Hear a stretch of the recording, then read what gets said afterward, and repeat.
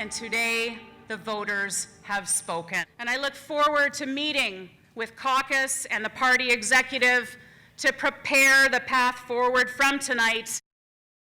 Heather Stephenson and her Manitoba PCs lost power this week after an election campaign that fueled criticism from within even her own party. An outgoing Manitoba Tory cabinet minister is denouncing her party's hard-right pivot during the campaign, which featured billboards that call to stand firm against searching a landfill for 2 murdered Indigenous women. A message she now says is, quote, deeply regrettable. Rochelle Squires is a former Manitoba PC MLA for Riel, and she joins me now. Rochelle Squires, it's nice to meet you. Thank you very much for having me on your show today. Why do you think it's important to speak out about your concerns about the campaign now and not during the campaign itself? Well, it certainly was a really tough election that we just went through, and a very tough week for Manitoba Progressive Conservatives.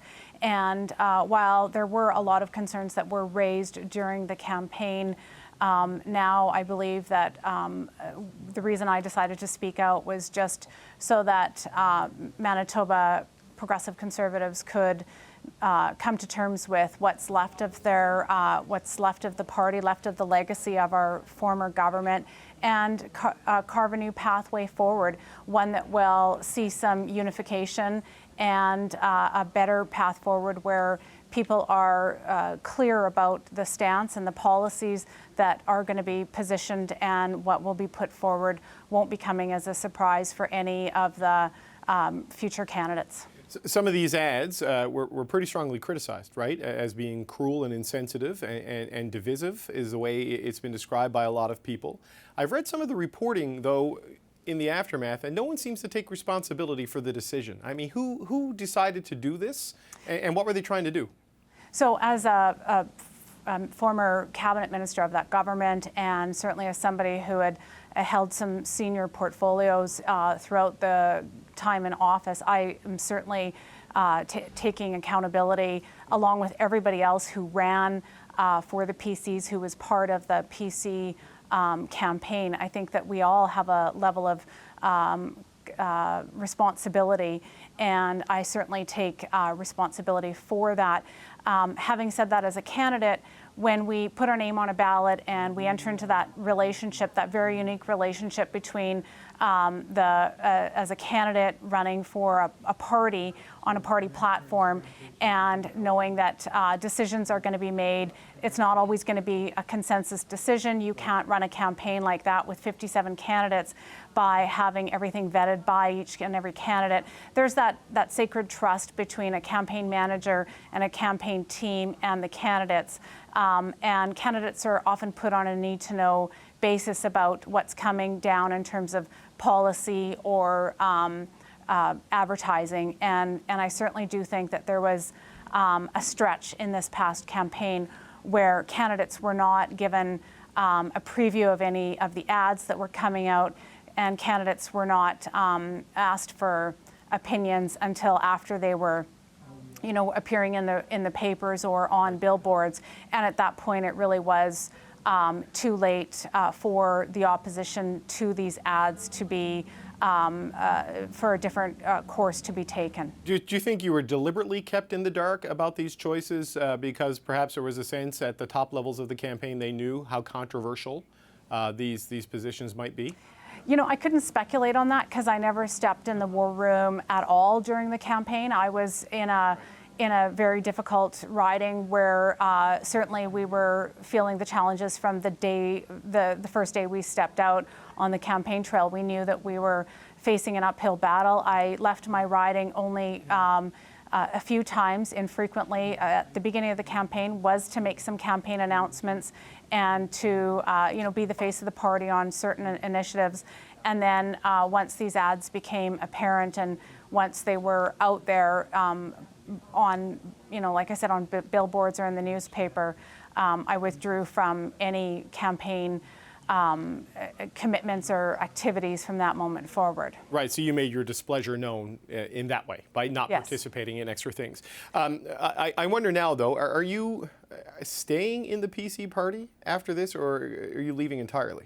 No, I've made my exit from provincial politics, and while I do have very fond memories and amazing colleagues that will stay with me forever, I've closed the chapter for my life in provincial politics and looking forward to some next step. But there's leaving, I guess, active political life, and then there's tearing up your membership card, right? And not being a member of the party and not being involved in it in future elections. Are you at that stage? And is it because you lost, you just want to change, or is it because of your disagreement with the direction the party went in this campaign?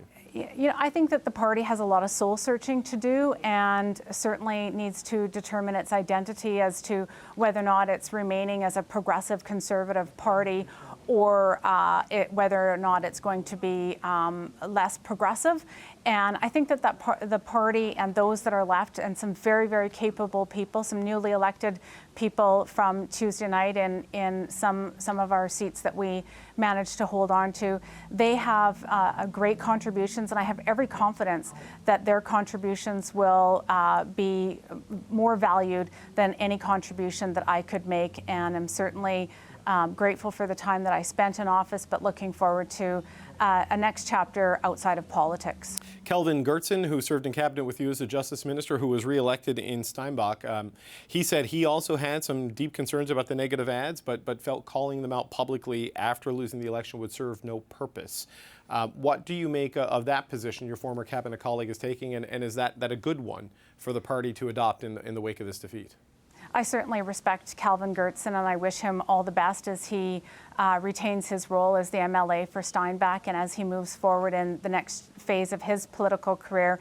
And I have no doubt that he'll make some great contributions in steering the caucus and the party to better days ahead. And I appreciate his stance. For me, I did feel that there were a lot of people throughout Manitoba who were questioning whether or not this was part of, progressive conservatives were really troubled with what they saw and really needed to know that they weren't alone with those concerns and that they have an opportunity to have a voice. And I would certainly hope that everybody, when they get back around those tables, whether it's elected members or members of the party writ large, will get to the table and have those conversations about what happened and really about the identity of this party.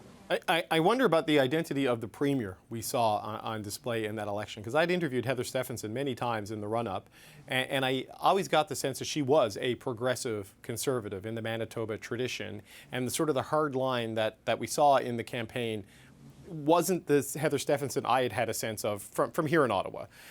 Do you think she was her true self in the campaign when she went to these positions, or was she campaigning as something that wasn't authentic to her?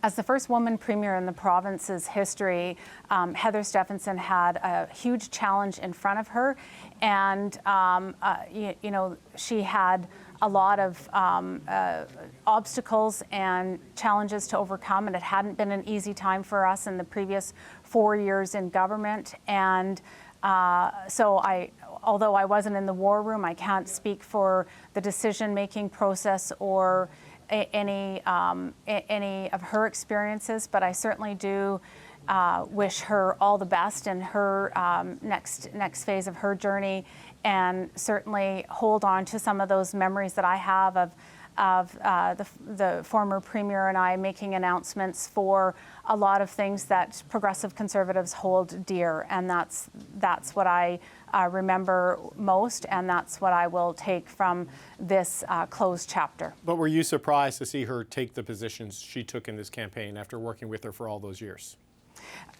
I think many people were surprised. 3 months ago, we were making announcements for improving services for the LGBTQ plus community.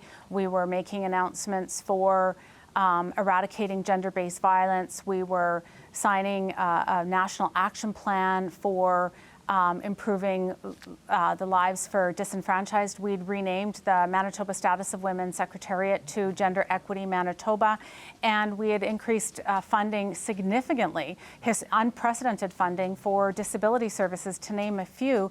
And so that is what I had certainly come to believe were values that she had held dear to her, and I certainly know that is the person that she is someone who would really stick her neck out for disenfranchised and underrepresented communities, as she did in her last year as Premier.